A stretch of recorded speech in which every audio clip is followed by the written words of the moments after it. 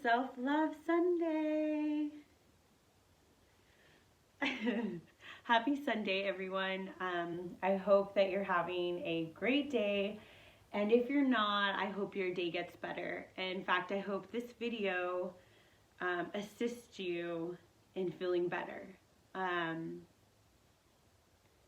really excited to be on here with all of you.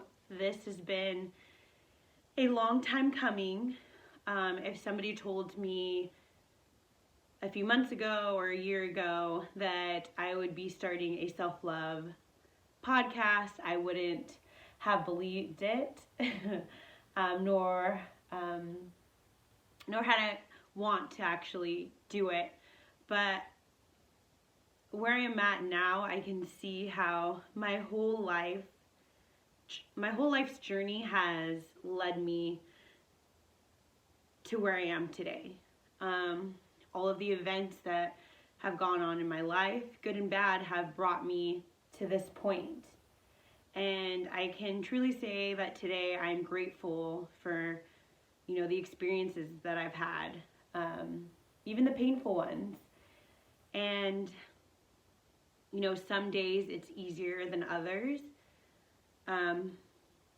It's a healing process. And what I've realized is that I'm a spiritual being, we're a spiritual being. But I can only speak for myself, but I know today that I'm a spiritual being. And my spirit needs healing. We go through events in our lives, we grow up, we learn things happen to us, and these events, etch things on our spirit. And today, I want to aid and help others in healing their spirit the way that I'm trying to heal mine. And I think that we can embark on this journey together, and we don't have to do it alone. And that's what's so beautiful about humanity, is that we can interact with each other and help each other. I spoke last Sunday about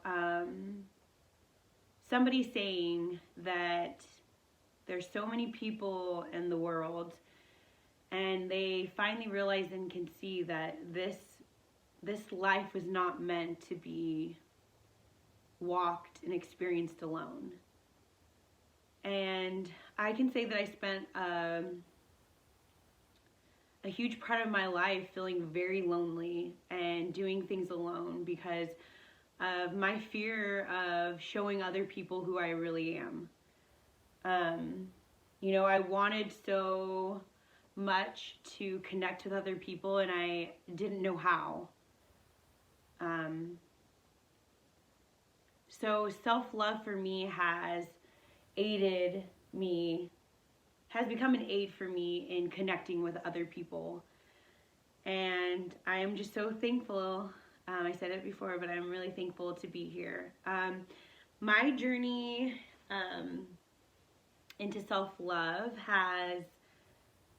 it's been going on for about 2 years.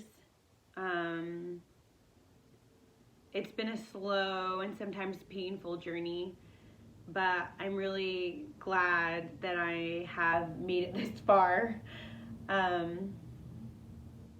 So what is self-love?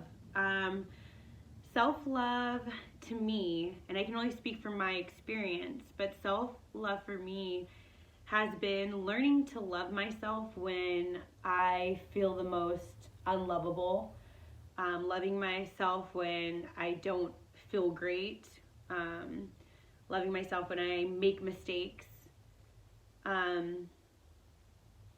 loving myself when I don't look great. To me, that's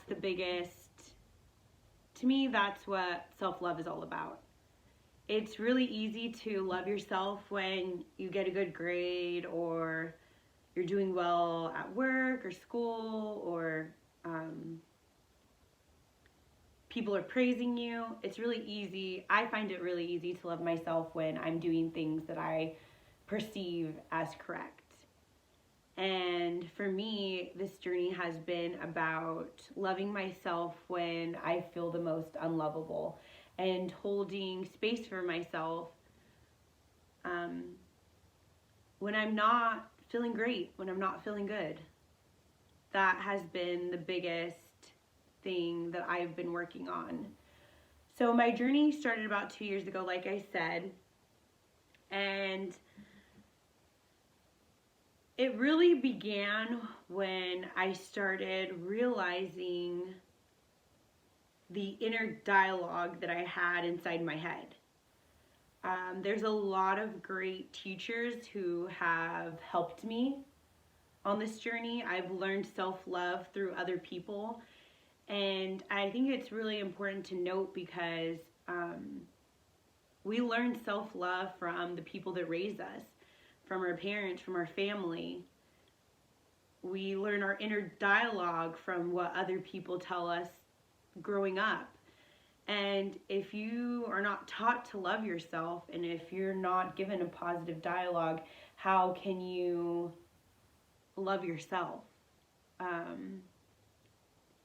So one of the first teachers who opened me up to this self-love journey was Matt Kahn.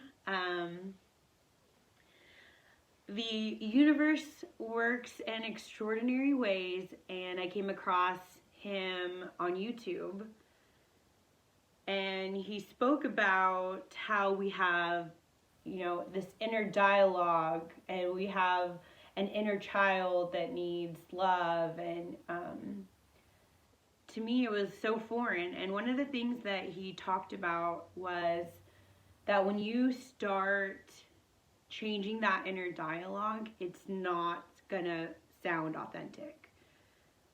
And for a really long time, it didn't sound authentic. I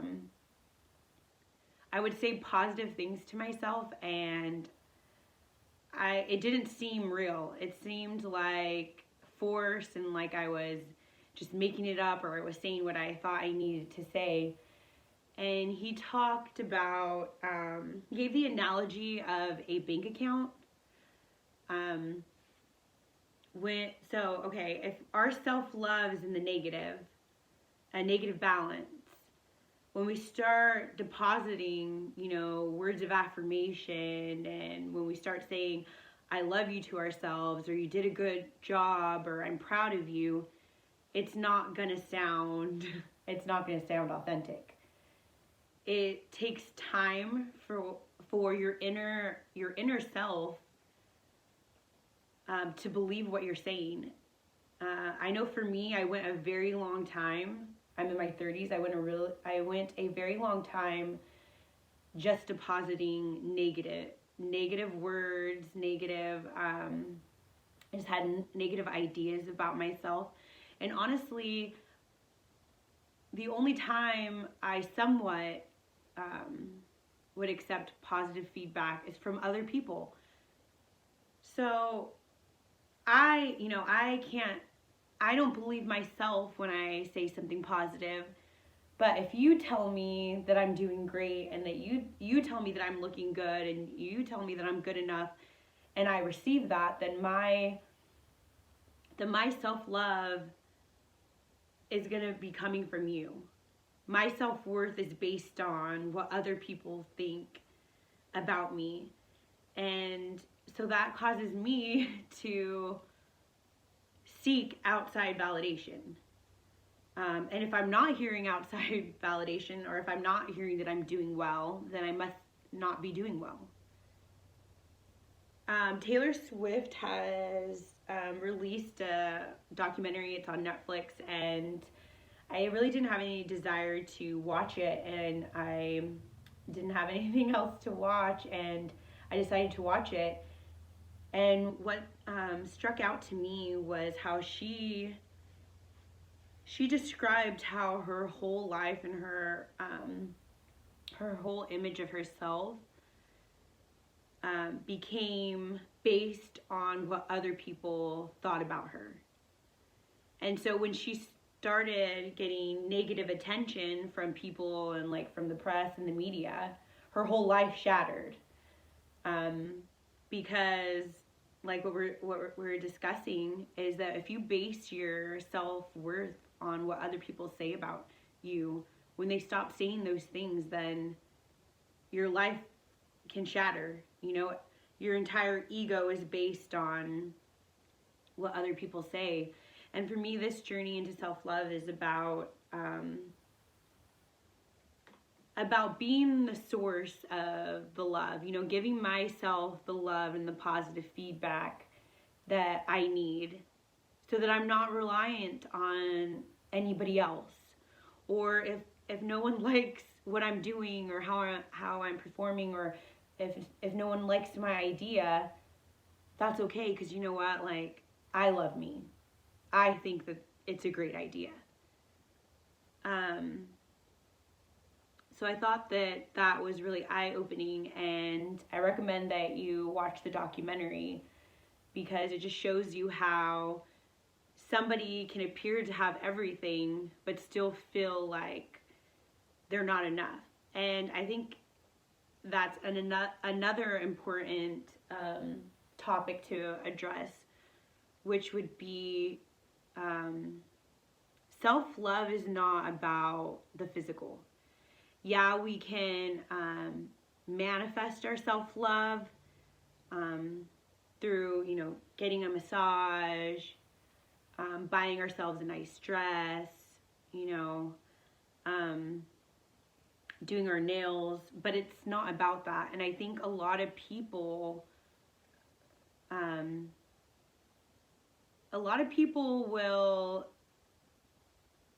kind of make you feel bad for loving yourself. You kind of will be met with, oh, how dare you? Who do you think you are? You're so full of yourself. Self-love is selfish. And it's completely not about that. Self-love is inner work.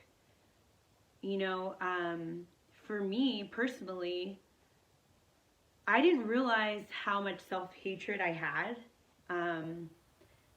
until these last 2 years.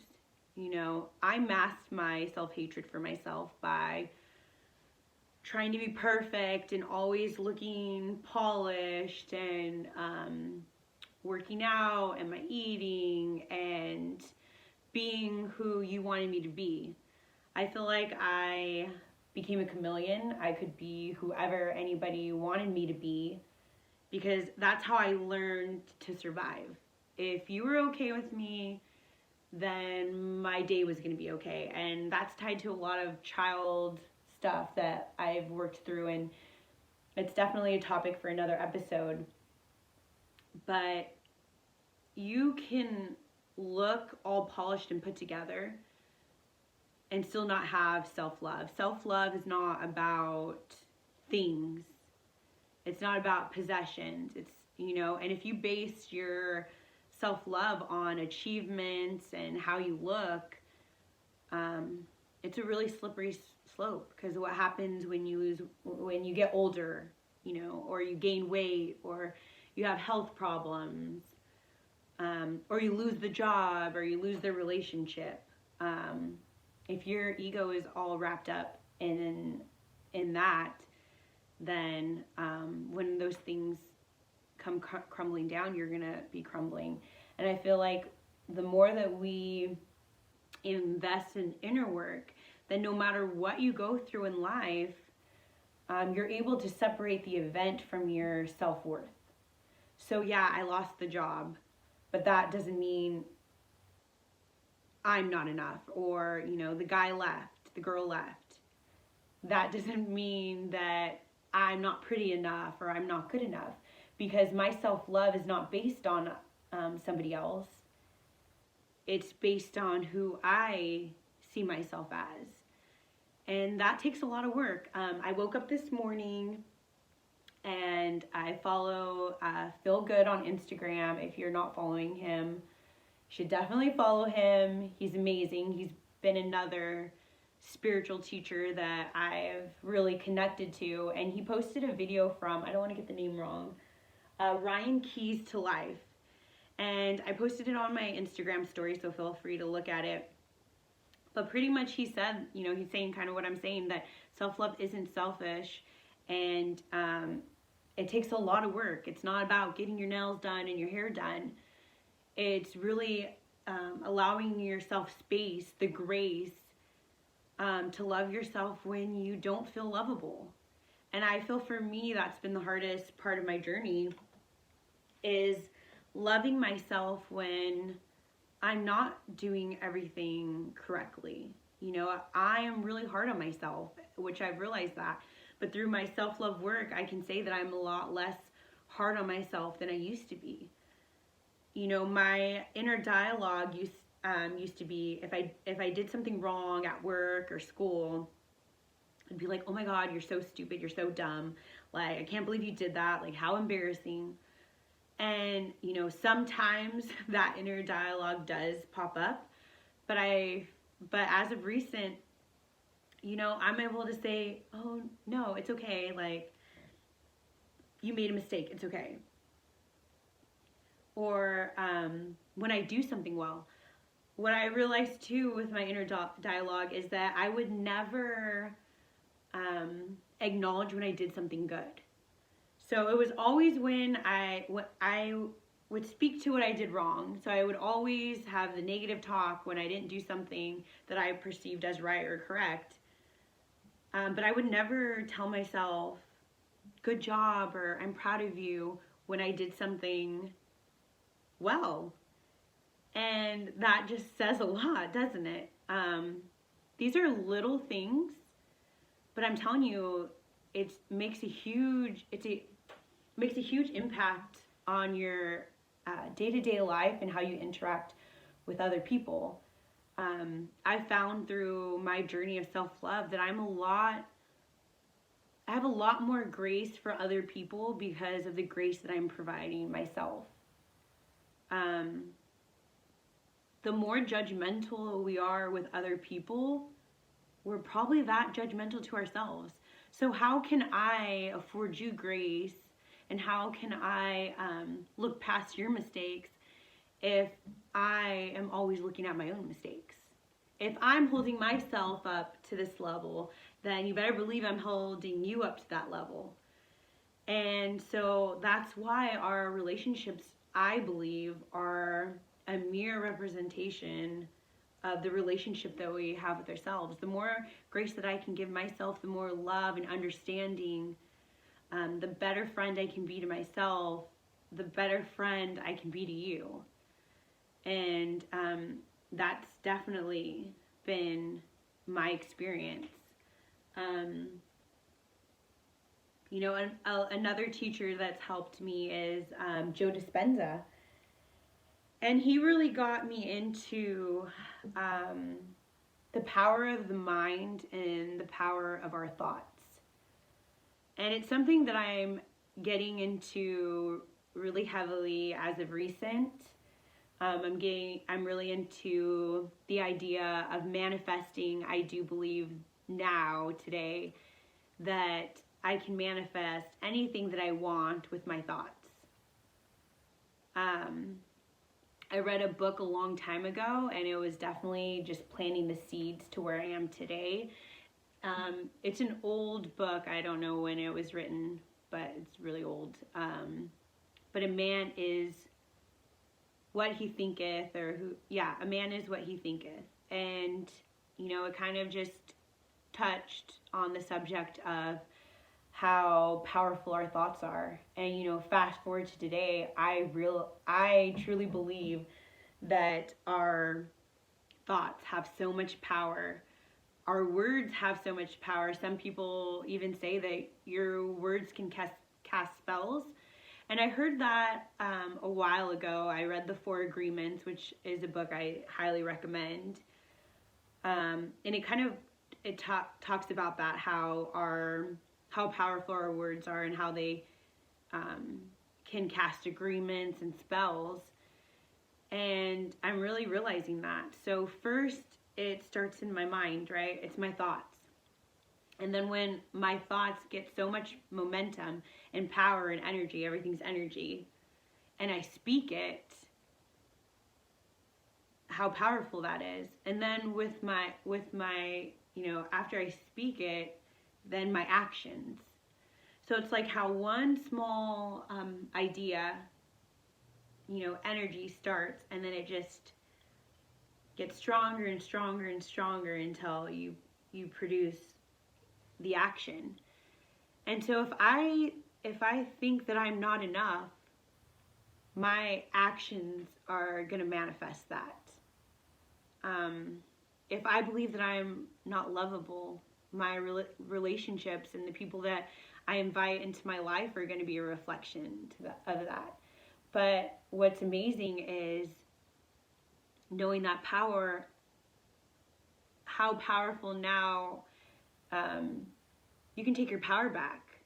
So your thoughts are powerful. So, I am enough. I am good enough. I can do anything that I put my mind to. I'm perfect just as I am. All of that, I say it and then I speak it. And then for me, I can just see how my thinking and how this journey to self-love has completely changed my surroundings. And yeah, I discussed it's not about your surroundings. But now I can get something. And since my self-worth is not based on me having or keeping this, it's a gift. And whether that gift stays or leaves, I'm still going to be okay because I'm okay with me today. And so, it's my hope that this video resonates with you. I know I'm a little bit all over the place, but today I can have grace with myself, and I'm new to this journey, but I'm super excited, and I can only be where I am today, and that's good enough for me. It may not be good enough for you, but it's definitely good enough for me. So I just hope that this video helps you to love yourself a little bit more. Try the little exercise of when you notice a negative thought, which a long time I didn't notice any negative thoughts that I had. When you notice that negative thought, say 2 positive things. And if it doesn't feel authentic, it's okay. Like, that's part of the process. It takes practice. What came to my mind is a child who grows up and has never heard the word like, I love you, or you did a good job. Years and years, never heard that. And then all of a sudden, they hear, somebody tells them, I love you, or you're doing a good job. I could just see their face, like, looking up and being like, what the heck? Like, it's so foreign. So it's going to feel foreign for a while. So give yourself grace and just continue to do it. And ask the universe, ask your higher power to help you to learn to love yourself. And I'm telling you, you ask and you shall receive. The universe will always give you what you want and what you're looking for. And that's what's so important,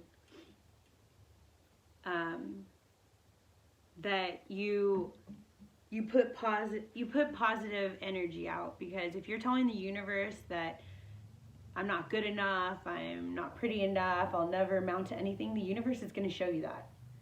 It's going to give you proof of that. But if you start doing the opposite, the universe is going to give you proof of how great and how powerful you are.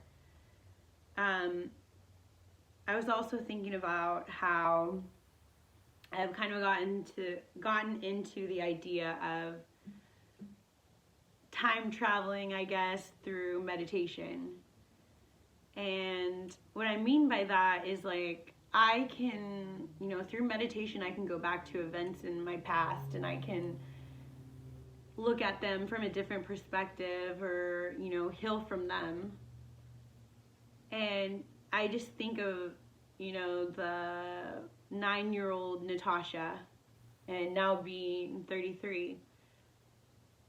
my future self, which is me now, if I would have known that one day my future self, which is today, would be in the place and would be saying, like, it's okay, like, you know, life, it seems really hard right now and you feel really alone, but don't worry, you know, one day you're gonna realize why you went through what you went through, or why you're going through what you're going through.